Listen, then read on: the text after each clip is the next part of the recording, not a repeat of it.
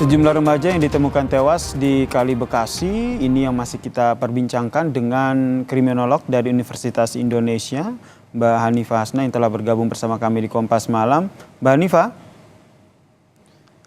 kalau kita lihat ini kan sebenarnya ada dua kasus begitu ya, dua hal begitu. Ada dugaan kenakalan remaja begitu yang hendak tawuran, kemudian ada berimbas ataupun berdampak efek dominonya begitu pada akhirnya ditemukannya 7 jenazah dari para remaja di Kali Bekasi ini.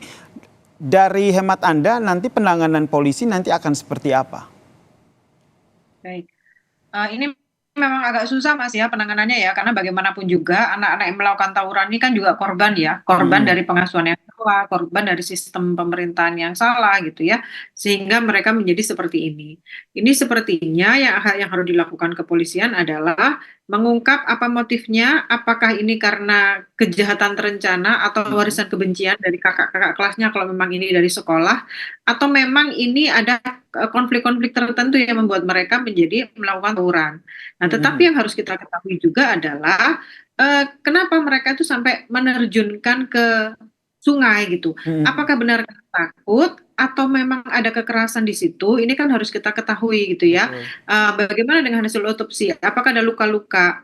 Mm-mm. Apakah ada lebam? Lebam itu karena kepentok sama kondisi sungai Mm-mm. dengan adanya beberapa batu atau yang lain, atau karena benda-benda yang memang dipukulkan ke mereka karena untuk menertibkan tawuran ini. Ini yang harus Mm-mm. diketahui.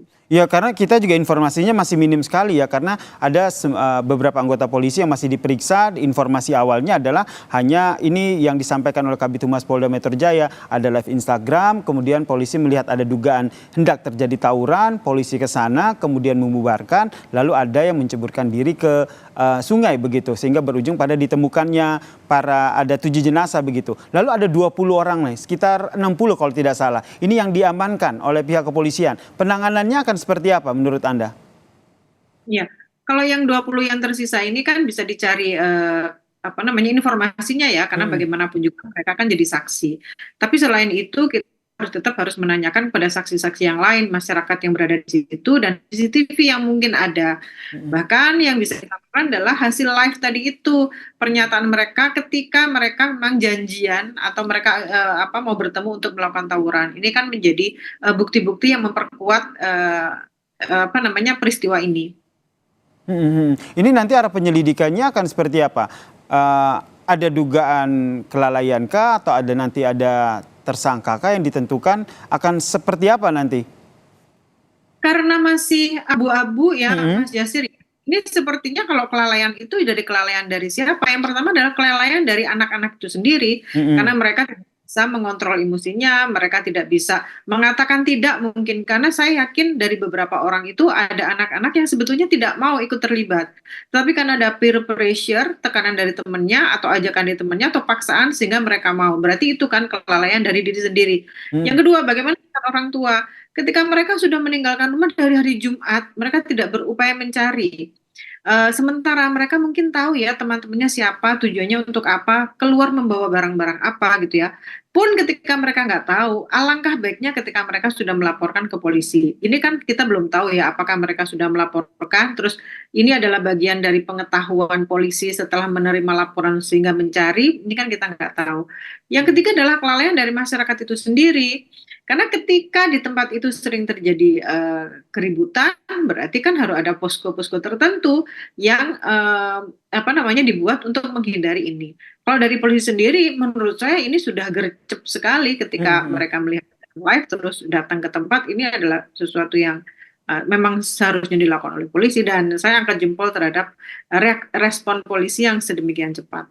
Oke, dalam kasus ini ketika kita berbicara soal kenakalan remaja dugaan tawuran yang akhirnya berujung pada ada remaja yang tewas begini. Sebenarnya dari lingkungan masyarakat sendiri itu tindakan sebenarnya yang harus dilakukan itu bagaimana sehingga tentu kita berharap kejadian seperti ini janganlah terulang lagi begitu. Ya, baik. Lingkungan itu kan ada beberapa ya, Mas ya. Yang pertama adalah lingkungan keluarga. Pastinya bagaimana orang tua mengasuh anak ini sehingga mereka menjadi nyaman dan mereka bisa menyelesaikan permasalahan mereka sendiri gitu ya. Setidaknya mereka bisa menyelesaikan konflik. Lalu apakah mereka bisa meredam emosi, mengelola emosinya?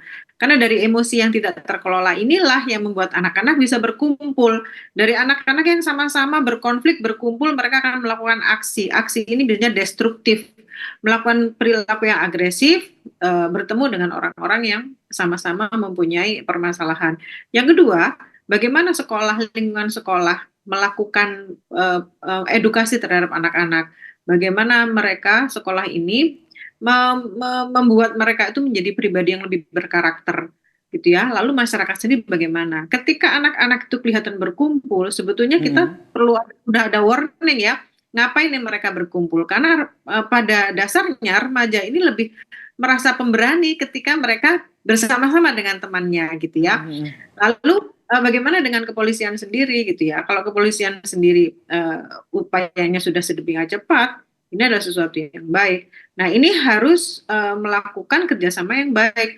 Bahkan sekolah-sekolah pun harus melibatkan kepolisian untuk menyampaikan, mengedukasi anak-anak agar mereka tidak terlibat tawuran. Kalau perlu disampaikan, ini di lapas atau di penjara masih ada nih anak-anak yang dulu pernah tawuran sekian tahun lalu dan dia tidak punya harapan hidup, misalnya harapan, maksudnya nggak punya masa depan. Ini disampaikan sehingga anak-anak tahu apa yang terjadi ketika mereka tidak bisa mengelola emosinya. Baik, terima kasih Mbak Hanifah atas perbincangan kita. Kita masih menunggu ya bagaimana hasil penyelidikan yang dilakukan oleh polisi. Ada sejumlah remaja juga yang diminta keterangan. Sembari juga polisi juga masih minta keterangan dari para petugas polisi yang saat itu datang ke lokasi untuk membubarkan para remaja ini. Terima kasih Mbak Hanifah Hasna, kriminolog dari Universitas Indonesia.